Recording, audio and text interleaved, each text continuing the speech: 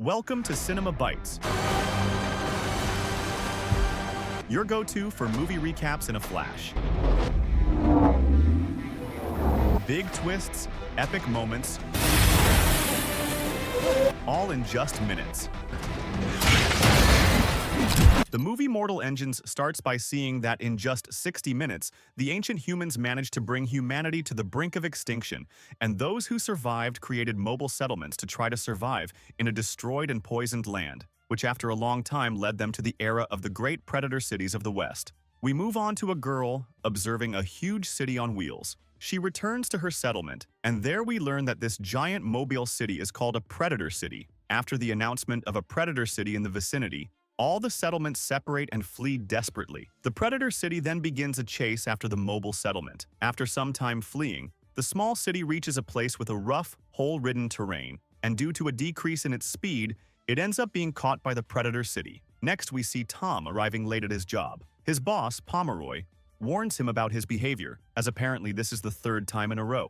Right after that, Tom is assigned to be the guide to help Catherine Valentine in her research about ancient peoples and the 60-minute war. Already in his office, we see Tom using a hamster to produce energy, so they manage to reproduce footage of what it was like in the 21st century. In the recording, we see a quantum energy shot being fired by a weapon called Medusa. Catherine wonders how such an advanced civilization could be so dumb as to cause near extinction with the use of bombs. Tom tells Catherine that he's noticed that lately, parts of weapons have been disappearing. But even though he reported it to the higher-ups, nothing happened. He then shows her that he was secretly storing several weapon parts to throw away when possible, but what they didn't know was that they were being spied on by Herbert through the window. Upon leaving the room, the pair are stopped by Herbert, who tells Tom to go to the recycling sector, due to him being a lowlife from the lower class, and if he's late, he'll go back to cleaning the sewers. After Tom leaves, Herbert says that since it's lunchtime, he won't make it in time. After hearing this, Catherine catches up with Tom and says she'll take him to the sector. And then we quickly see the settlement being attached to London,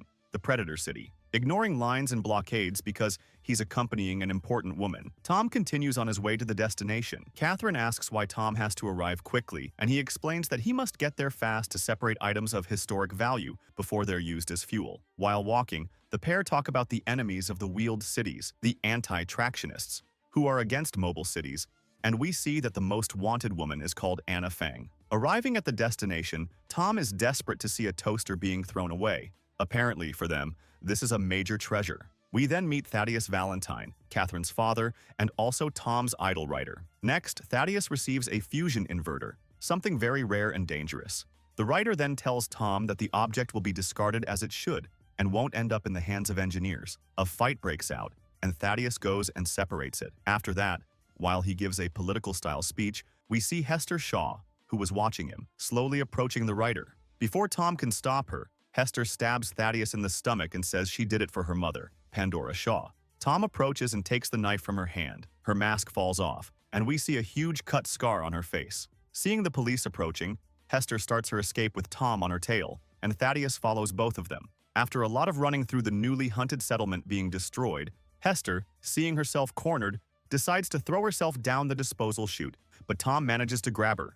The girl then tells him that Thaddeus is responsible for her scar and tells him to ask about her and her mother. After that, she lets go and falls. Thaddeus arrives right after, and as open-mouthed as he is, Tom ends up revealing the things the girl said, which makes the writer push him through the grate. Next, we see Catherine and some guards arriving at the scene. Thaddeus says Tom fell during a fight with Hester, but looking around, Catherine sees there was a witness present. Later, in a room, we see father and daughter talking. Thaddeus says he doesn't know who Hester was and that she was probably an anti-tractionist who hated him, and then says that tractionists and people from static settlements couldn't understand each other because they hide supplies behind a wall to watch them starve. On solid ground, we see searches for Tom happening, and, luckily for him, Hester had hidden him under some plants. After waking up, he remembers being pushed by Thaddeus, and, not knowing what to do, he asks Hester to take him to some trade city. Meanwhile, we see Thaddeus in a meeting with Magnus Chrome, his superior, where it is said that they are running out of time as food is becoming scarce, and because of this, the writer's energy plan will not be able to be completed. While leaving home talking with his daughter, Thaddeus lets Hester's name slip, but after being questioned by Catherine, he avoids the topic and leaves. Then Thaddeus arrives at Dr. Twix's laboratory, where we see that all the things that disappeared were ending up there. Dr. Twix informs Thaddeus about an undead soldier who was in prison and is hunting the same target as the writer, Hester Shaw. Meanwhile, Tom is bragging about his incredible sense of direction, which leads Hester to ask him which way they should go at a fork in the road. Tom says they should go south, as that's where the wheel tracks lead, but Hester says in the Outlands you should never go south. At night, Hester is awakened by noises. Following them, she sees Tom calling for help from what he thinks is a commercial city. But when Hester sees what he's talking about, she says they are Southerners. After being spotted and attacked by the machines, they begin a desperate escape. But when trying to help Tom, Hester is hit in the leg. The pair manage to escape thanks to the help of an old man who pulls them into his car hidden underground. Meanwhile, Catherine is tracking down the witness, a friend of Tom's, and she learns that her father was the one who pushed Tom into the hole. After putting the pieces together, the two realize something is wrong with the new city construction being carried out by Thaddeus. We are shown that Thaddeus used to visit the mother and daughter pair and was kind to them, until one day Pandora unearthed something Thaddeus desperately wanted, and to get the object, the writer killed Hester's mother and cut the little girl's face while she tried to help her mother, and he would have killed her too if she hadn't hidden. Next, we see Thaddeus arriving at the prison to visit Shrike, the undead. After talking to him and being sure the monster wants to kill Hester, Thaddeus uses missiles to destroy the prison and release Shrike from his cell, and we quickly see the monster emerging from the water. The pair are now in the elderly couple's vehicle home, lying in a room that looks more like a captivity, and Hester takes the opportunity to tell Tom about her past. We then see Hester and Tom being taken as prisoners to be sold at an auction. When Hester is about to be sold to a butcher, Anna Fang, the #1 enemy of the Tractionists, offers 50 quirks for her. Seeing Anna approach, the auctioneer threatens her, saying he will turn her into the authorities and claim the 50,000 quirks reward. Anna ignores the loudmouth and pulls out a shotgun, then kills the man and frees Hester. While Anna fights several people and the pair try to escape, Shrike appears and surprises them. We quickly see Anna finishing off the butcher in a spectacular way, referencing Old West sheriffs who had stars on their boots. When they are cornered and about to be killed by Shrike, Anna appears and shoots the monster directly. After Hester boards the ship, Fang takes off, leaving Tom behind. However, Hester throws a rope for Tom to grab onto, but before the ship can get away, Shrike grabs the rope and starts climbing up it too. Hester throws a knife to Tom. He grabs it and cuts the rope below where he's holding, allowing the plane to take off. Inside the ship, Anna helps Hester treat her leg wound and then tells her she knew her mother and her story. She was curious to know how an 8-year-old managed to survive in the Outlands. Here we learn that Hester was raised from a young age by Shrike. Tom, being a bit of a loudmouth, starts talking nonsense about Shrike and ends up irritating her. Realizing he said something he shouldn't have, Tom goes after her and she tells him how she was raised. Shrike rescued and cared for her, in his own way, but he cared. The monster had several dolls, which he saw as a mirror of himself. Shrike wanted to end Hester's pain. The method he planned to use was to turn her into a machine, just as had happened to him. She had promised Shrike she would transform and become like him, but 6 months ago Hester discovered Thaddeus was within her reach, prompting her to go after him, and angry at the broken promise, Shrike began to pursue her. Next, we see Catherine and her new friend arriving at Tom's room. Pomeroy, who was already there, explains the equipment had already been taken by Thaddeus's men. He then shows them a path to the cathedral and warns them to be careful. At Anna's request, Tom pilots the ship to land in the floating city. Upon arrival, we see a sign stating it is strictly forbidden to smoke or make any kind of spark. Captain Cora welcomes them, and as they walk, he asks Anna if she really thinks Hester can help save them. We move to Thaddeus's operation, which is yielding results, and he has ordered London to change course eastward. In the floating city, while sitting at the table, Anna asks Hester what she knows about Thaddeus's project, but the girl says she doesn't remember what the object stolen from her mother looked like, as she was only 8 at the time. After recalling something through the conversation, Tom draws a symbol on a piece of paper, which makes Hester recognize the drawing, as there was an identical one on the object Thaddeus took from her mother.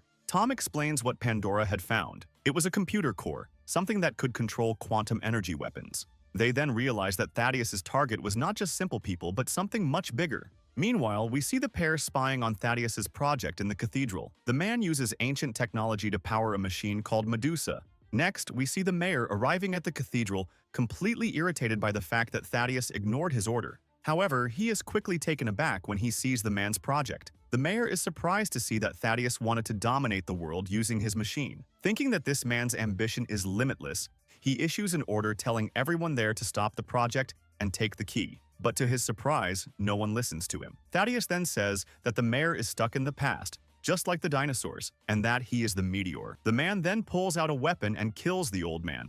After witnessing this, the pair flee the scene to avoid being caught, and Catherine says that that man is no longer her father. In the floating city, the team realizes Thaddeus's intentions regarding attacking the wall. Just as they are about to warn others, the power goes out everywhere. Amid screams in the darkness, Shrike appears, breaking down the door and calling for Hester. The team tries to attack Shrike, but not only do they fail, some are killed by being thrown out. Anna and some of the team try to defeat Shrike while Tom and Hester run to the ship. They manage to make him fall, but soon see that he held onto something and is still in the city. Fleeing amid the chaos, they end up being found by Shrike. Tom tries to attack him but is easily knocked down, and when he is about to be killed, Hester manages to stop Shrike from doing it. Here we see that Shrike truly considered Hester as a daughter, because seeing her cry, he becomes angry and confused, realizing something. Shrike asks Hester if she loves Tom, but before anything else, Shrike starts to falter, and realizing there is no more time, he releases Hester from her promise and passes away, while we see some memories he had with the girl.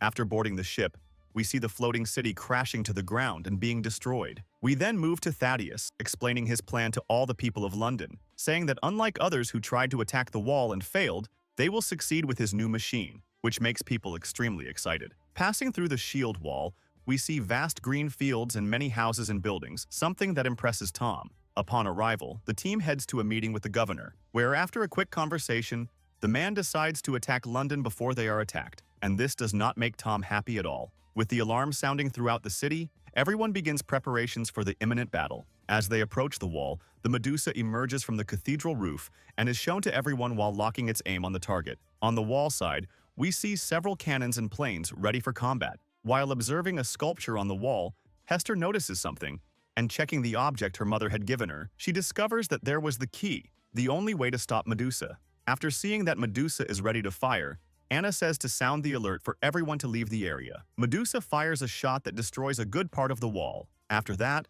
Medusa is retracted to recharge, and the Londoners are excited, chanting London's name. Anna and the team decide to go to London to find a way to stop Medusa. On their way there, Medusa fires again, destabilizing the planes. After recovering from the shock, the team continues their journey, but they are still under heavy artillery attack. The team manages to destroy a good number of London's weapons and get close to the city, but unfortunately, some people in the group are killed in the process, and one even makes a kamikaze attack to destroy a weapon. Hester manages to get off the plane, and Anna soon jumps from the ship as well, handing control to Tom. Anna tries to kill Thaddeus, but a man steps in and causes her to fail. Then Anna is struck in the abdomen by the Mad Rider. Thaddeus grabs a blade and goes to the top of the cathedral to finish and gets into a ship to leave. However, on the ship, Hester was waiting for Thaddeus with a gun pointed at him, but Thaddeus makes the woman realize that he could be her father, so she ends up letting her guard down and is soon knocked down by the maniac. Arriving at the location, Catherine realizes her father's plan.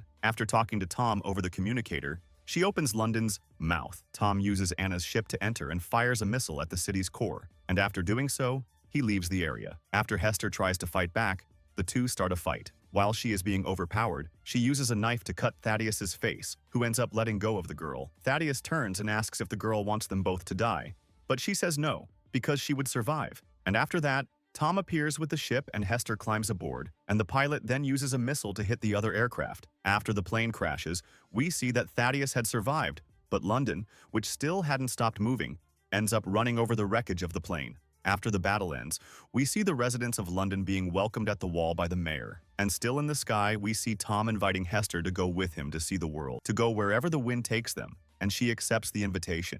And here, the movie ends. If you liked the video, subscribe to the channel and activate the notification button so you never miss an updates. See you in the next video.